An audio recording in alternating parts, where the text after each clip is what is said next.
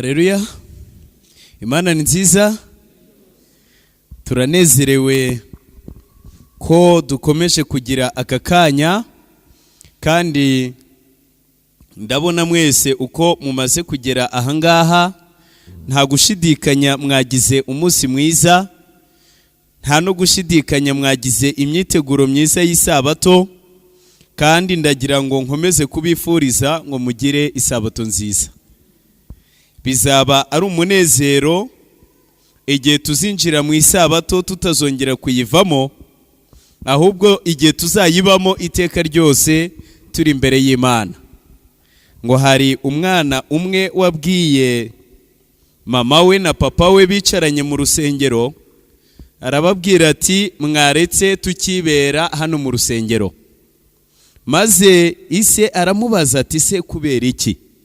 Maze akana karamubwira kati nuko iyo tugeze mu rugo wowe na mama mutangira kurwana mugashihagurana, ngo ariko iyo muri mu nzu y'Imana muba mutuje. Nukuri mu nzu y'Imana haba umunezero mwinshi. Iyo nzu y'Imana yabaye ikomeza no kuba mu mitima yacu, twakomeza kugira umunezero niyo twageze iwacu mu rugo. Iyi sabato rero ndabifuriza kugira ngo ibabere nziza, ibabere iy'amahoro, kandi ibabere iy'umunezero. Nanjye ndanezerewe ko tubura agahe gatoya cyane tugasoza ibi byigisho byacu. Turasoreza mu butumwa bwiza bwa Yesu uko bwanditswe na Matayo 17 mu gice cya 17, ndetse turahera ku murongo wa 8. Yesu ahinduka ishusho irabagirana. Iminsi 6 yari ishize, maze Yesu ajyana Petero na Yohana na Yakobo mwene se bajyana mu mpinga y'umusozi muremure bonyine. N'abigishwa yakundaga yari afite impamvu yihariye yatumaga abahitamo. Bwa mbere Yohana na Yakobo bari abantu bafite ubukana, bafite umujinya, bahubuka kuruta abandi bose, bagiraga umujinya w'umuranduranzuzi. Petero nawe yari afite imibereho yo guhubuka, ntago yari umunyamahoro rwose. Muribuka yuko n'igihe bazaga gufata Yesu yasumiye icyuma, maze agasogota uwa mbere akamuca ugutwi. Maze aba bombi yari akwiriye gutunganya imico yabo akiri kumwe nabo, maze bituma barobanura mu bandi uko ari batatu bafite imico yihariye, nyamara yarebaga akabona imico yabo ikwiriye guhinduka. Maze arabajana n'abigishwa yakundaga cyane. Imana ishimwe yuko muri twebwe abanyantege nke kuruta abandi n'Imana ikunda, ni nabikunda kuruta abandi. Nuko Imana ukubw'urukundo rwayo, nta kindi cyatumye Kristo aza mu isi ni ukugira ngo ahindure imico yacu, ahindure imibereho yacu, atume tumenya amahame agenga imibiri yacu, kwitwararika, kumenya uburyo twitegeka, gutegeka amarangamutima yacu, gutegeka inzara tugira, gutegeka amerwe tugira, gutegeka imibiri yacu ibyo yifuza. Maze kuko ryari isomo rikomeye agomba kubigisha, aba bantu batatu bari bihariye, abazamura umusozi muremure ajyana nabo bonyine. Maze igihe bari bariyo bakomeza kubana nawe, maze bagiye kubona babona mu ijuru, babona igicu kiraje, maze igicu kirabakingiriza, bikubita hasi, maze babona bamwe mu bahanuzi ba kera. Umwe yari Mose, undi yari Eliya. Maze umwe abwira Yesu nk'uko tubibona muri filime ati uzasohoza ubushake bw'Imana. Maze undi aramuhishurira atuzapfira i Yerusalemu. Maze nuko Petero abibonye abwira Yesu ati ni byiza ubwo turaha, reka duce ingando 3, imwe yawe, indi ya Mose, n'indi ya Eliya. Maze ngo akivugana nabo, ngo maze cya gicungo bumva ijwi rivugiye mu ijuru ngo nguyu umwana wanjye nkunda, nkamwishimira, mumwumvire. Iryo jwi ryari ryarigeze rivugira kuri Yorodani igihe mwuka w'Imana yarageze kuri Yesu ngo nguyu umwana wanjye nkunda nkamwishimira. Ijwi ry'Imana ubwayo ryari rimaze imyaka ibihumbi byinshi ritumvikanira mu isi, kuko ryaherukaga kuvugana n'abantu bari muri Edeni igihe Imana yabirukanaga muri Edeni imaze kubasobanurira uburemere bw'icyaha bakoze. Niho batandukanye n'Imana, ariko Kristo akomeza gukora imirimo yo guhuza abantu n'Imana. Niwe wari mu nkingi y'igicu igihe yayoboraga Abisirayeli. Nuko noneho ngo ibyo byose bikiba, ba Petero baratinya, na Yakobo na Yohana. Maze cya gicu kigiye ku murongo wa 8 ngo bumva ijwi ribakozeho, bumva umuntu abakozeho ngo arababwira ati mwitinya. Umurongo wa 8 uravuga ngo bubura amaso ntibagira undi babona keretse Yesu wenyine. Izina ry'Imana rihimbazwe. Bubuye amaso ntibagira undi babona keretse nde? Keretse Yesu wenyine. Izina ry'Imana rishimwe cyane. Hari impamvu babonye Yesu wenyine. Yesu wenyine niwe byiringiro byacu, niwe mibereho yacu, niwe abisi bose bakwiriye kubona.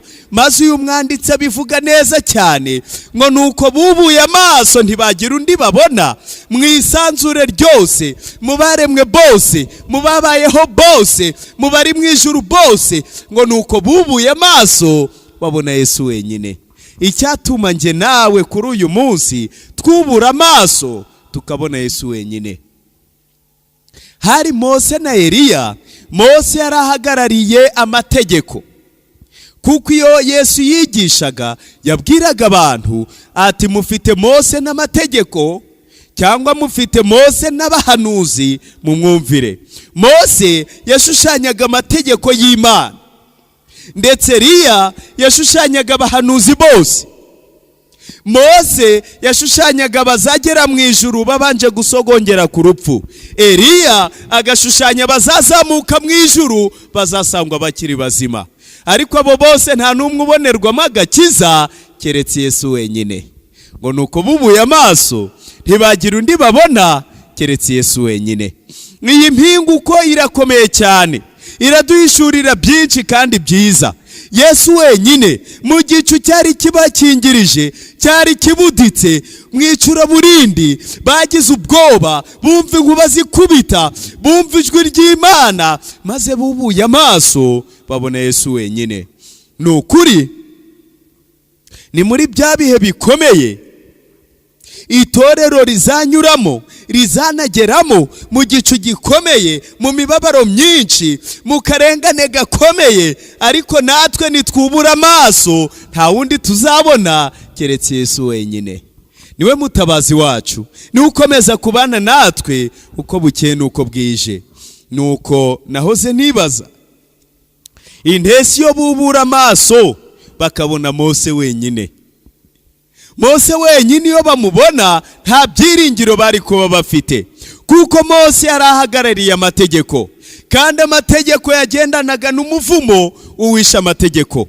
Byari ibyago bikomeye batari kuzikura mu bwabo, ndetse iyo batabona Yesu wenyine kuko ari we bwiza bw'Imana, abanyabyaha twese twari kuba dupfuye tuzize ibicumuro byacu. Kuko Mose igihe yavuganaga n'Imana, Imana yaramubwiye ngo bwira Abisirayeli aya mategeko yanje ubabwire kuyubahiriza. Maze Abisirayeli bose bayumvise bahita bavuga bati ibyo Imana yavuze byose tuzabyumvira. Maze haciye iminsi mike gusa niho bapfukamye baramye ikigirwamana c'inyana y'izahabu, bati dore Imana yadukuye muri Egiputa.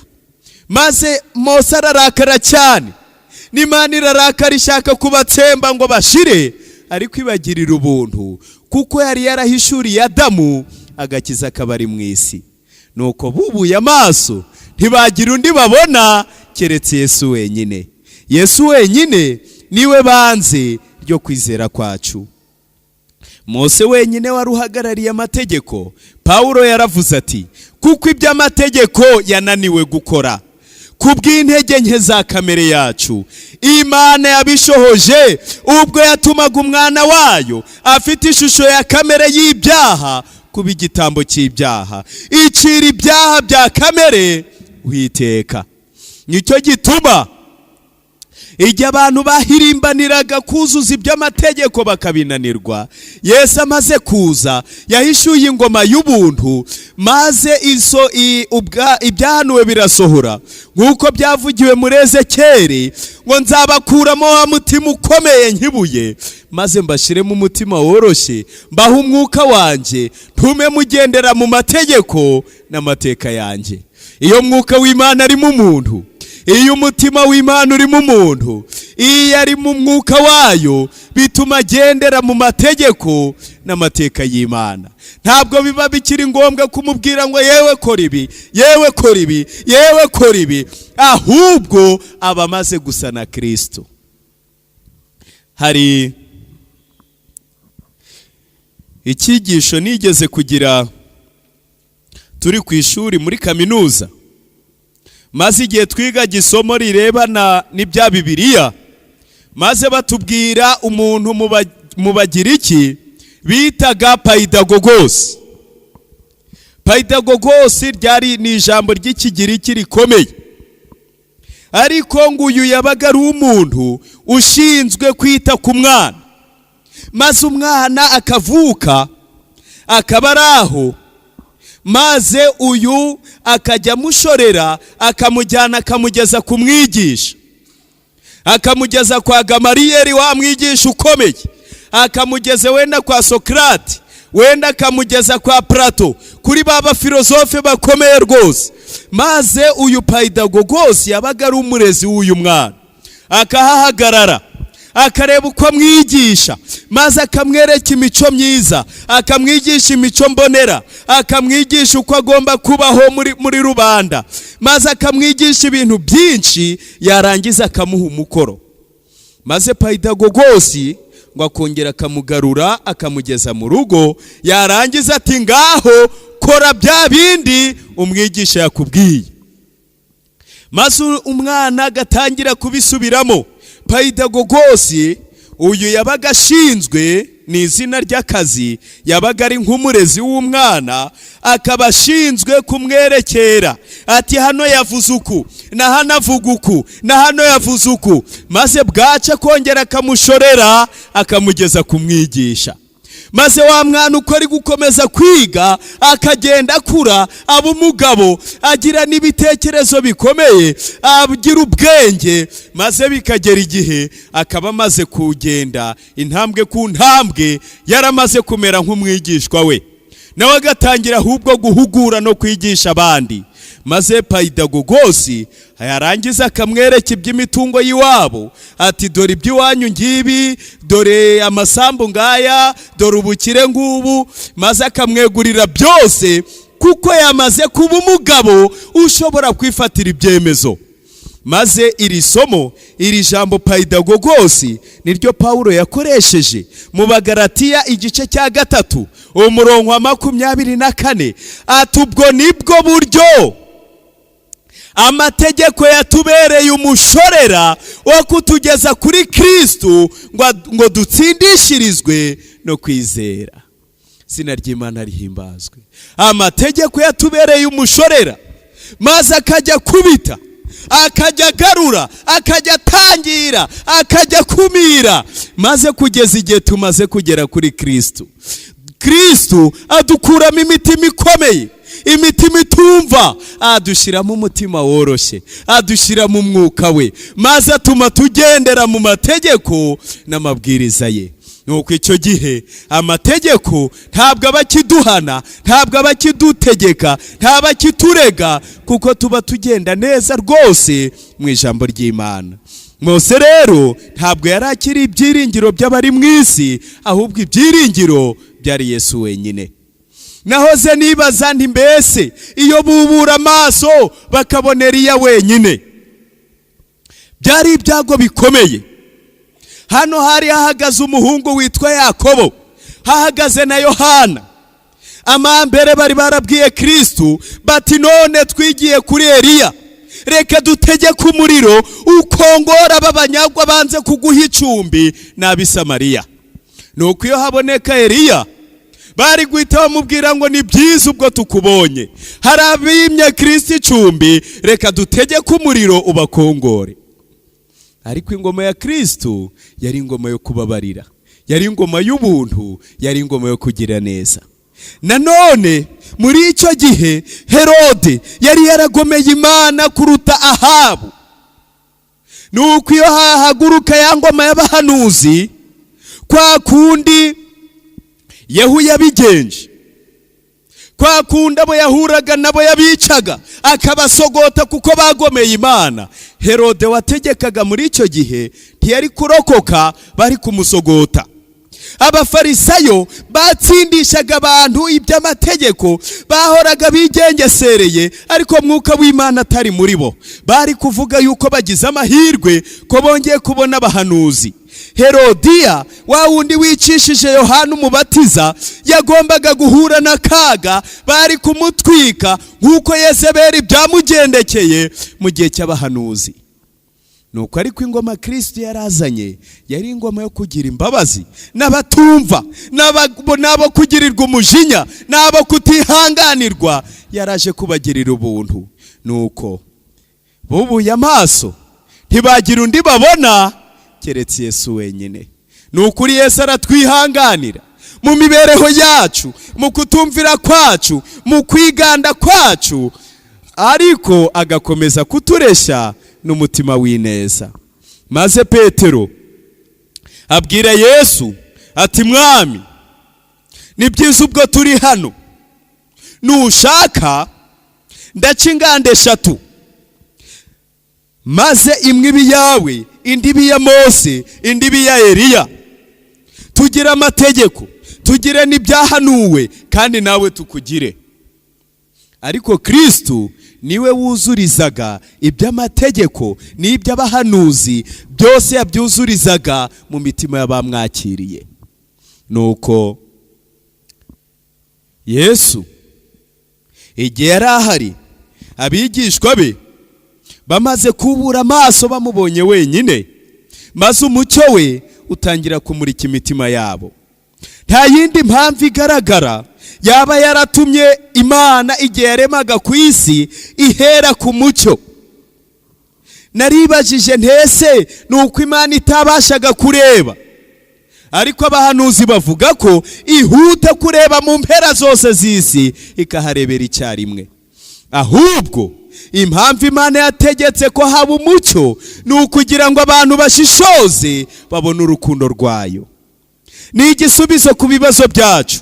Mu bukene niwe mutera nkunga dufite, ahatari uburyo niwe urema, kandi mu mwijima niwo mucyo.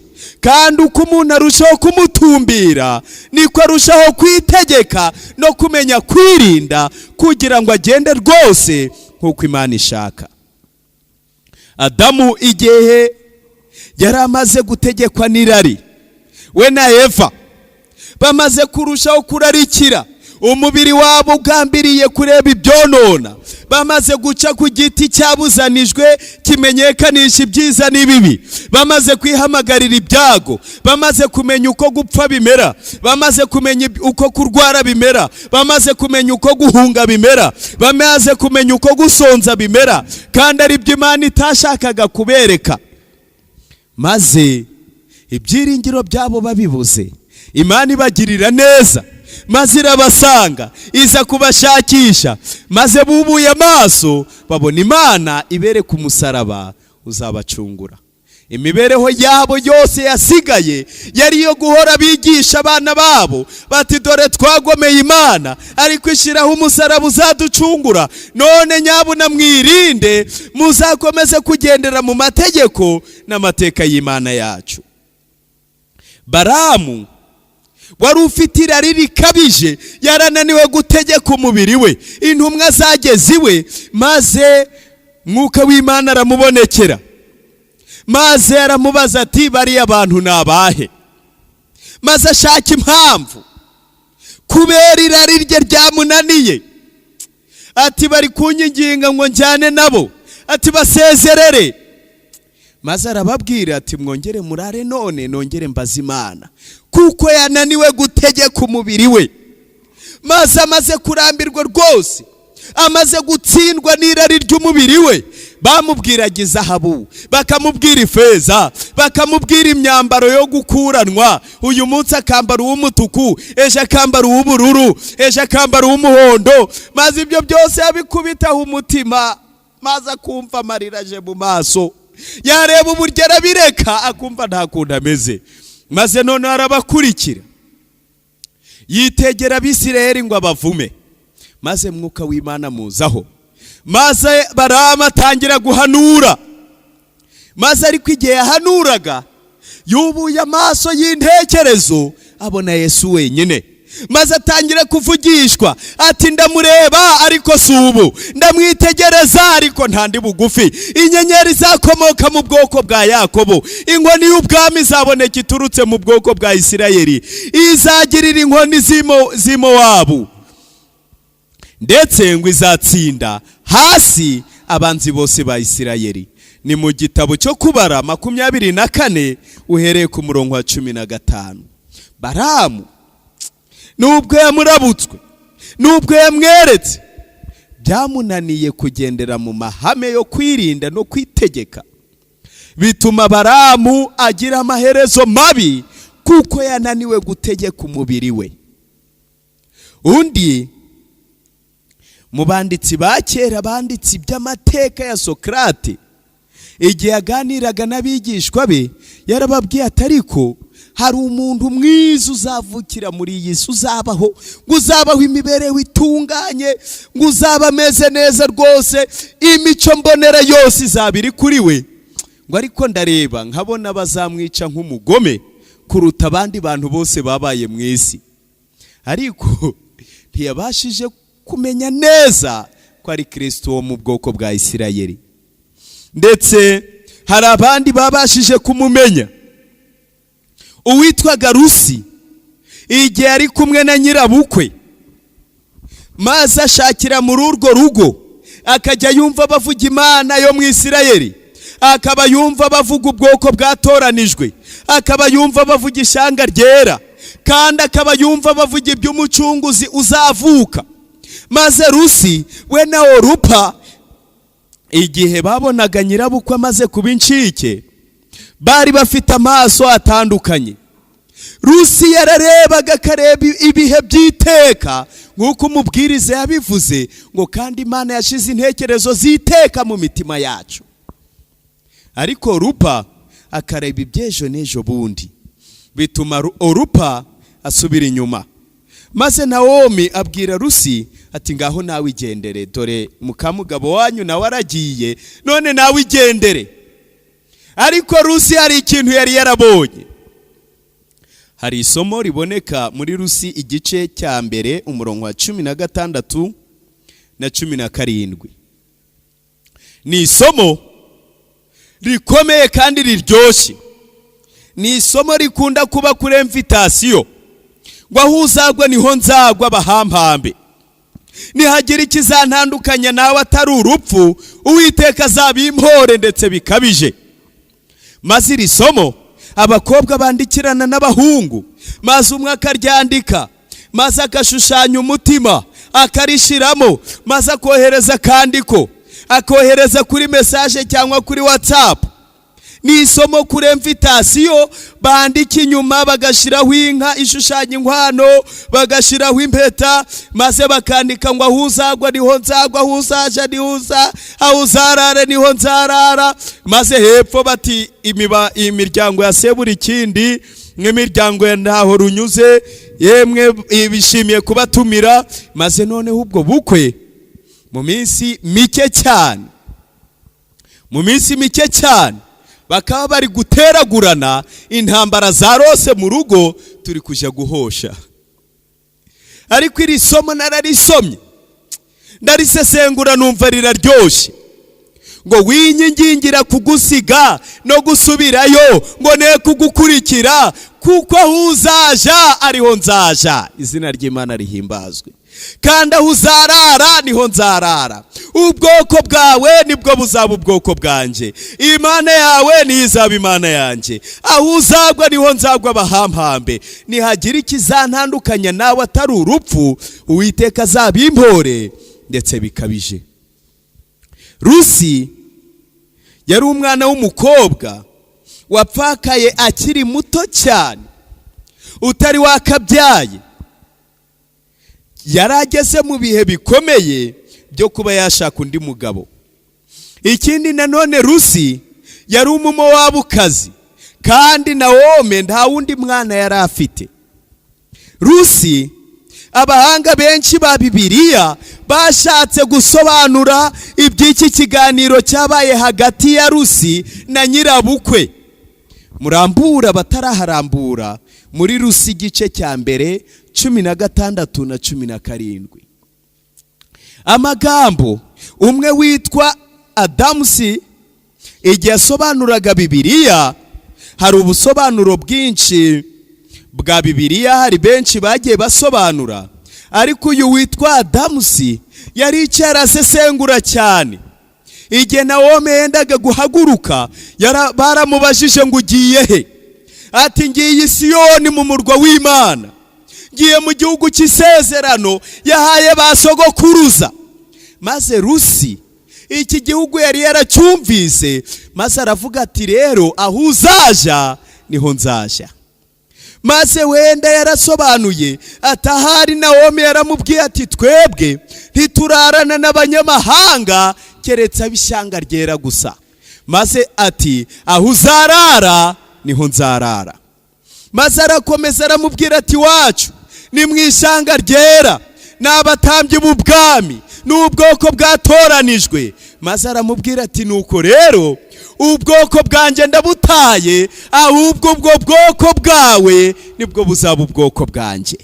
Maze arakomeza aramubwira ati rero kandi dufite Imana Yehova yaremye ijuru n'isi n'inyanja n'amasoko, ni Imana yaremye byose ikwiza abantu bose mu isi, kandi ikimenyetso cyayo ni umunsi w'isabato. Iyo Mana niyo abariho bose biringira, ndetse iyo Mana niyo iha abantu bose kwinyagambura. Maze noneho ati noneho za mana ziwacu ndazitaye, ahubwo iyo Mana yawe niyo izaba Imana yanjye. Harakomeza ati kandi twebwe iyo dupfuye ntabwo duhambwa hamwe n'abandi, tugira amarimbi yacu bwacu mu marimbi y'abasogokuruza, kuko twebwe dupfana ibyiringiro by'umuzuko. Maze Rusi ati nuko noneho rero aho ngaho aho uzagwa niho nzagwa, nanjye bahampambe pfana ibyiringiro by'umuzuko. Maze arangije aramubwira ati kandi wacu Imana yacu ihana abatitegeka, abatirinda, abatibuza gukora ibibi. Imana irabahana. Dufite ibihano bikomeye muri Isirayeli. Icyambere turatwika.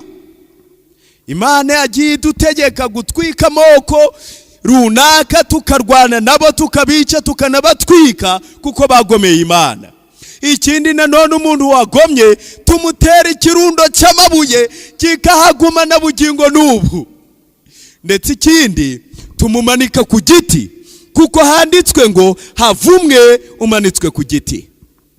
Maze noneho Rusi ati nuko rero nihagira ikintandukanya nawe kikankura mu byiringiro by'umuzuko, ku Mana ya Isirayeli, mu murwa wera, mu ishyanga ryera, ewe Imana izabimpore ndetse irebe igihano gikabije. Maze iki kiganiro kirangiye niho Nawomi yarebye Rusi abona yamaramaje rwose kwitegeka ndetse no kumukurikira, maze amujyana muri Isirayeli. Hari icyo Rusi yari yarabonye Orupa atabonye, yari yaramenye umukiza w'abari mu isi. Ni nacyo cyatumye Imana yamuhaye ingororano igihe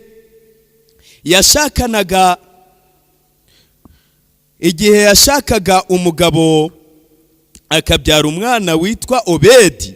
Obedi nawe akabyara Esayi, Yesayi nawe akabyara Dawidi, nuko Dawidi akaba ari we sekuruza wa Yesu, bigatuma na Rusi aba nyirakuru wa Kristo. nshuti kandi bavandimwe, iyo twabonye Kristo dutegeka intekerezo zacu, dutegeka amahitamo yacu, dutegeka imibiri yacu, dutegeka imibereho yacu, kuko twubuye amaso tukabona Yesu wenyine. Bamwe babonye Kristo ariko inarije irari ry'ibyisi, umubiri urabategeka, bananirwa gukomeza intambwe ngo bamukurikire. Hari umugabo umwe mu gitabo cy'uwifuzwa ibihe byose, ngo yari muremure kandi yari munini. Yari yaramenye ko Kristo ari Mesiya. Yari yararambitsweho ibiganza, nawe yuzura umwuka, maze akajya yirukana abadayimoni. Igihe bazaga kubwira Kristo ari abigishwa 70 yuko n'abadayimoni bari kubumvira, ngo nawe yararimo. Ni nawe Yesu yarenguriragaho igihe avugaga ati ntimwishimire ko abadayimoni babumvira, ahubwo mwishimire ko amazina yanyu yaba ari mu gitabo cy'ubugingo. Maze uyu mugabo ngo yafatanije n'abandi mu kwicaza no kugaburira abantu 5,000. Igihe Yesu yigishaga atariko ninjye mutima w'ubugingo, abigishwa basohotse bari kuvuga bati iki kibwiriza noneho ko gikomeye, ariko we yari yabimenye kare. Maze aravuga ati koko Kristo n'uw'ingoma y'iteka, ntabwo yaje kwimikiza ingoma zo mw'izi, ntabwo azampubukire, ntabwo nzamubona w'ifeza n'izahabu. Nuko rero sinzakurikira Yesu. Aba aricyo cyemeza afata mu mutima we. Uyu ni Yuda. Amaherezo ye yabaye mabi, ni nayo mpamvu Kristo yavuze atabo wampaye bose nabamenyesheje ibyawe, keretse umwana wo kurimbuka. Nshuti kandi bavandimwe, umwana wo kurimbuka niwe wenyine utabasha kubona Kristo ngo bimutere gutegeka intekerezo ze, gutegeka umubiri we, gutegeka amahitamo ye, gutegeka imibereho ye. Undi nanone ni uwitwaga Gehazi. Yari yarabonye ibitangaza byose umuntu w'Imana Elisa yakoze. Yarabonye uburyo yazuye umwana w'umubyeyi w'Ishinemu. Maze Gehazi ariko irari ry'ibyisi rikomeza kumutegeka, arwana n'umubiri w'igihe kirekire, ariko kwitegeka birabura.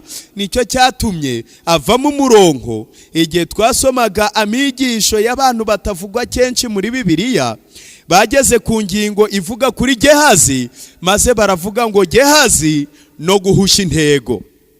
Imibereho ye yabaye imibereho mibi, yuko atatuje Imana mu bugingo bwe. Mwuka w'Imana atamwemereye ngo ature mu mutima we, maze ategeke, maze ahane, maze ateshe, maze amutunganirize rwose kuzakomeza kuba umugaragu w'Imana.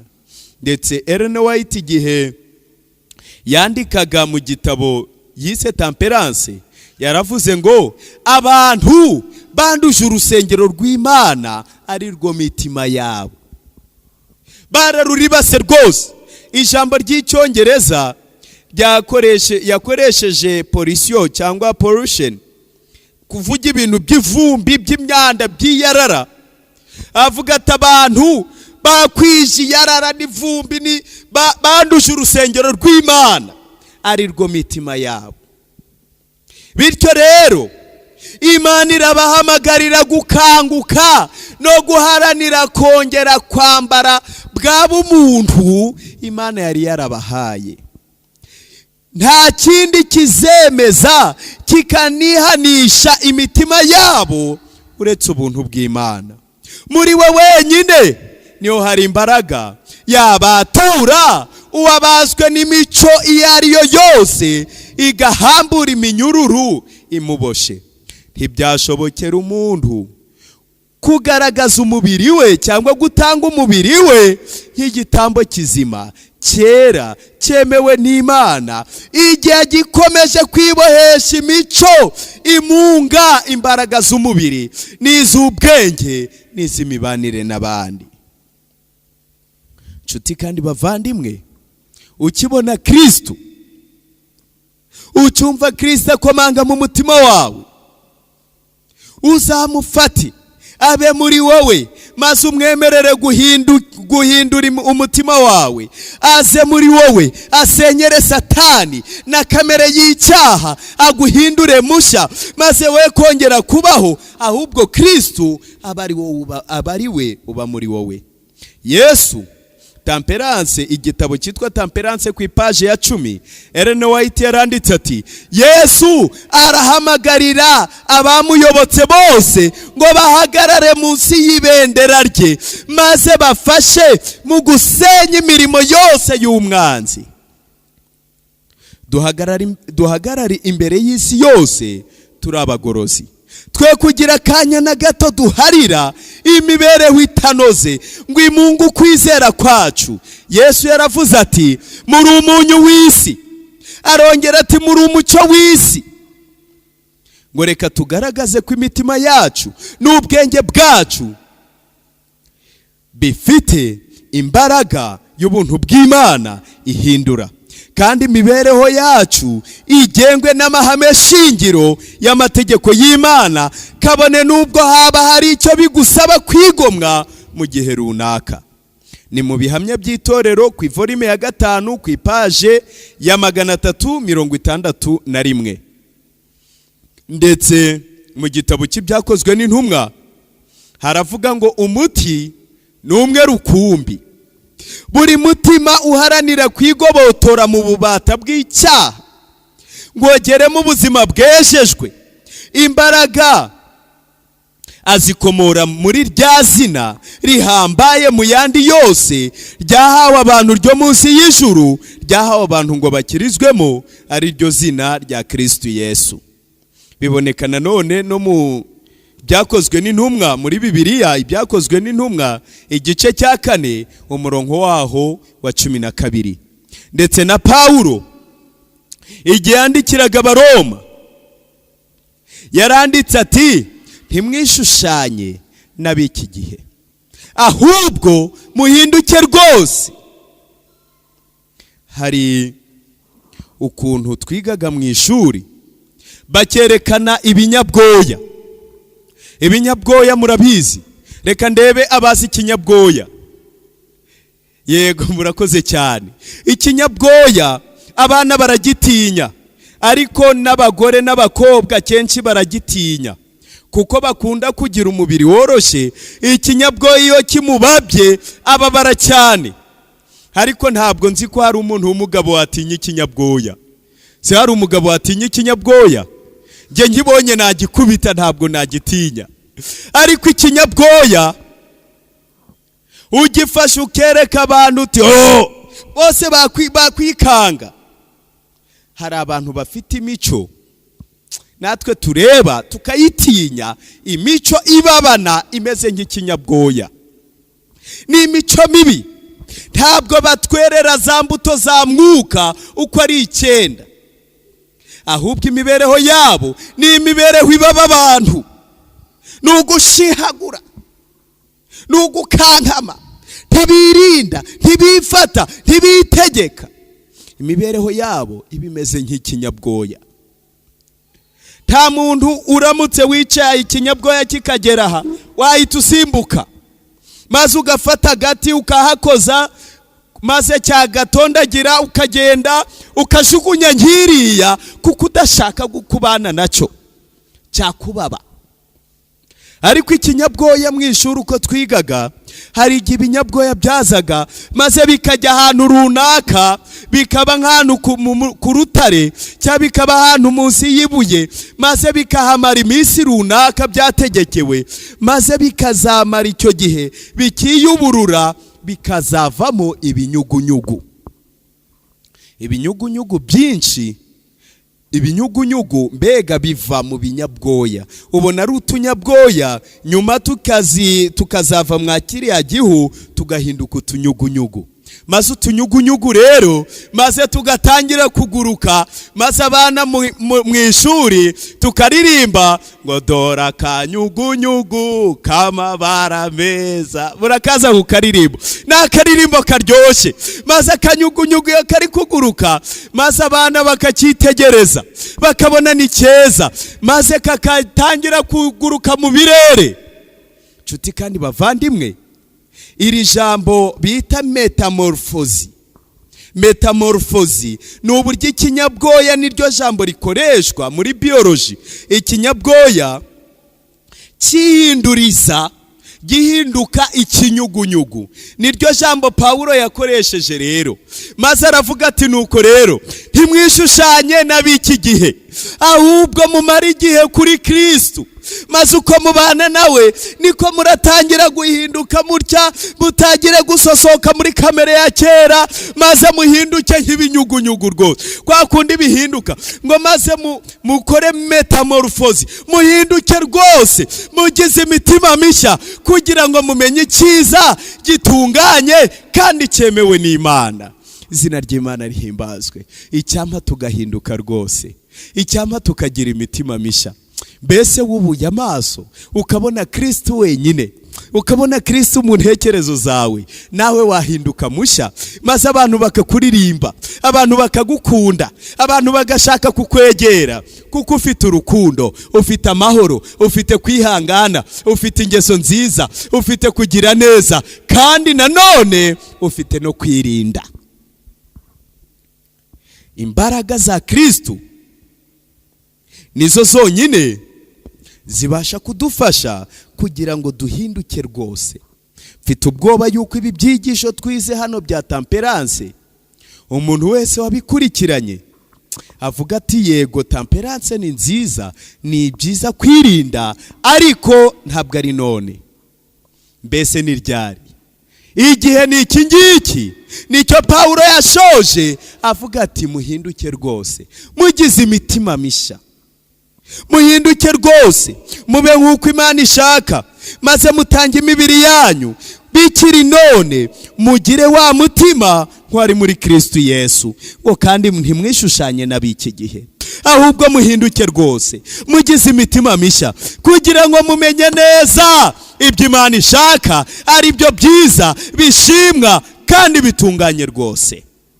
Bavandimwe, reka turebe niba hari ikidutinza, turebe niba hari igikomeje kutuziga, turebe niba hari igikomeje kutuzitira. Urebe mu ntekerezo zawe, urebe mu mibereho yawe, urebe mu mico yawe, maze uvuga utari ko kuki nkimeze gutya, ahari nubuye amaso mbona Kristo wenyine. Hari agatekerezo k'umwana ngo iyo nyina yabonaga papa we agiye, yaramubwiraga ati genda ukomeze urebe so, none igihe uri bubona agarutse uzumbwire, niho ndava mu byo narindimo.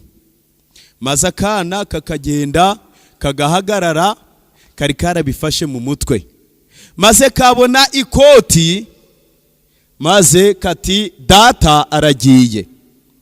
Maze noneho kakagumba kakahirirwa, izuba rikagacikiraho, maze kabona ikoti, kabona na karuvati, kabona n'ishati, maze kati data araje. Maze noneho nyina ibyo yararimo byose by'ubukozi bw'ibibi abagabo yari yazanye bagaca mu bikari n'ibindi byose yararimo akabirambika, yarangiza akiyunyuguza. Ndetse Bibiliya iravuga ngo indaya iriyunyuguza iti ntacyo nakoze rwose. Maze yakwinjira ati mbese muraho mutware mwiza, mwabaye amahoro? Maze bakaganira, kazani ubushera ku meza, kazana ibyo kurya, kazana amatunda, ibintu byose akabona biratunganye rwose. Maze noneho umugabo akongera akagenda, ariko yareba inyuma akabona akana kameze gatya. Maze ejo yahinguka akabona akana kari gahagaze gatya gahise kiruka. Maze noneho abagabo iteka abazi ikigero umwana we agezemo. Maze umunsi umwe aragenda, maze amaze kugenda, haciye umwanya utari munini cyane, arongera akomeza kugaragara hariya, ariko ikoti rimeze ritya. Arangije atangira kwegera inyuma gutya, ariko umwana yabireba akabona ntabwo bimeze nk'ibyo yarazi. Maze aravuga ati, mama, data, ngo none se arihe? Ngo sinzi uko ndi kubibona. None se araje? Atoya, ntabwo aje. Maze umugabo arakomeza atya, ariko wa mwana abona ari kujya ararenga, ari kurushaho kwegera hino, arahamagara ati, ariko mama, data, ngo none se arihe? Ngo aravirya akajirya. None se araje? Oya, ntabwo aje. Maze umugabo arakomeza, abatangiye kwegera hino cyane rwose. Maze umwana avaho yari ahagaze yigira mu mbuga, atariko mama we, data, ngo none se arihe? Ngo aravirya akajirya. None se araje? Ngo ya, ntabwo aje. Maze nyina ati, ntihongere kwabiraho ngaho. Ariko umugabo barakomeje atya, maze noneho bageze ku kindi gipangu cyo hino, barakomeje. Maze umwana arakomeza atariko mama we, data, ngo none se arihe wa gicucuwe wo kunkura muri mudu? Maze avuga byinshi ati, none se araje? Atoya, ntabwo aje. Maze umugabo bageze mu irembo, ari gukomeza atya. Maze umwana yirukanyira ku rugi araruhonda ati, mama we, data, none se arihe? Ngo aravirya akajirya. None se araje? Ngo ya, ntabwo aje. Maze noneho ageze mu mbuga, abarabirindutse ngo noneho araje. Maze umugore atangira gushashana vuba vuba, gisohoka mu muryango, bakubitana amaso, akorwa n'isoni. Nshuti kandi bavandimwe, igihe ni iki ngiki. Ibyigisho biri gutambuka n'ubu ngubu, amasomo asomwa n'ubu ngubu.